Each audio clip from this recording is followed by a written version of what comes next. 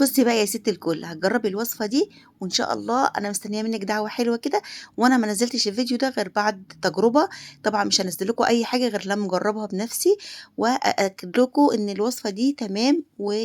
كويسة. طَب معانا هنا عُشبتين، 2 بس، عُشبتين 2 بس هنشتريهم من عند العطار وسعرهم كويس جدًا، يعني السعر رخيص جدًا مش غالي، في متناول الجميع، ولا بقى تقولي لي دايت ولا دكاترة ولا أي حاجة من دي خالص، هتاكلي زي ما أنتِ عايزة، بس المهم تواظبي على الوصفة دي، لو أنتِ قلبوزة شوية فوق ال80 كيلو هنستعملها مرتين في اليوم، مرة الصبح على الريق، والمرة التانية قبل النوم. بُصّوا يا جماعة أنا عاملة كوباية أهي وهاشربها قسمًا بالله العظيم أنا باشربها دلوقتي قدّامكم، تمام، هاشربها على 4 مرات، يعني تخلّيها دافية كده، دوب تخلّيها تدفى كده تقدري تشربيها وتاخديهم على 4 بُقّات كده، على 4 مرات، ماشي، مش عايزينها إيه ننقنق فيها كده بُق كده لأ، بُصّوا أنا خدتها على 4 مرات، طبعًا هي سخنة بس إن أنا أتحمّلها، تمام كده؟ خلاص عرفنا، واسألوا بقى على الفوايد بتاعتها دي أو اعملوا سيرش عليها هتلاقيهم العشبتين دول مفيدين جدًا، جدًا،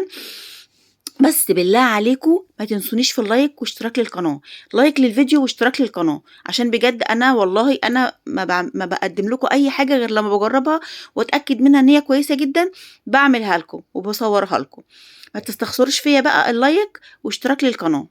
تعالوا بقى نخش على الوصفة ونقول إيه هي. هتروحي للعطار كده هتاخدي معاكِ 10 جنيه والّا 20 جنيه وهتقولي له عايزة ب10 جنيه رجل أسد، هاوريكم شكلها دلوقتي عامل إزاي، وب10 جنيه سلامِك،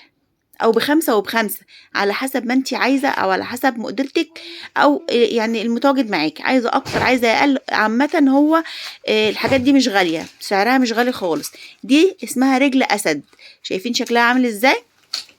وما تحاوليش تطحنيها عشان أنا حاولت إن أنا أطحنها ما اتطحنتش خالص، هي قاسية شوية،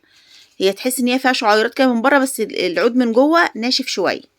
تمام كده؟ هنا بقى السيراميكا اللي ممكن تطحنيها، أنا طحنتها، شايفين شكلها بعد ما اتطحنت هي عاملة زي إيه كده، عاملة زي ورق اللورة بس سميكة شوية عن ورق اللوري، مش نفس شكل الورق اللوري، هي رفيعة شوية كده و سميكة سِنّة صغيرة، أنا طحنتها، طحنت السلامِكّة أمّا الرجل الأسد دي ما بتطحنش، عشان بس ما تحاولوش وتتعبوا نفسكم على الفاضي. هنعمل إيه، هناخد هنا السلامِكّة دي أنا طحناها وحاطاها في برطمان، باخد منها معلقة صغيرة وقطعة أو قطعتين من رجل الأسد دي أحطهم في كوباية وأنزل عليهم بمَيّة مغلية وهاغطّي الكوباية لغاية لمّا تبرد،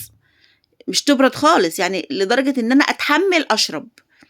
يعني أنتِ لو بتحبي الحاجة سخنة بتتحمّليها سخنة، في ناس بتشرب الشاي مولّع نار، لو أنتِ من الناس دي فاشربيها سخنة، واشربيها بسرعة، ما تخلّيهاش إن هي تبرد معاكِ أو إن أنتِ تنقنقي فيها، لازم تتشرب كلّها وتنزل في المعدة كده إيه، مرّة واحدة، مش مرّة واحدة الكوباية مرّة واحدة، ممكن تاخديها على 3، 4 مرّات، تمام؟ آآ هتسيبيها تبرد شوية وهتاخديها زي ما قُلت لِك كده على 4 مرّات، على 4 بُقّات، هتجيب معاكِ نتيجة رهيبة. بس هي بتعمل زي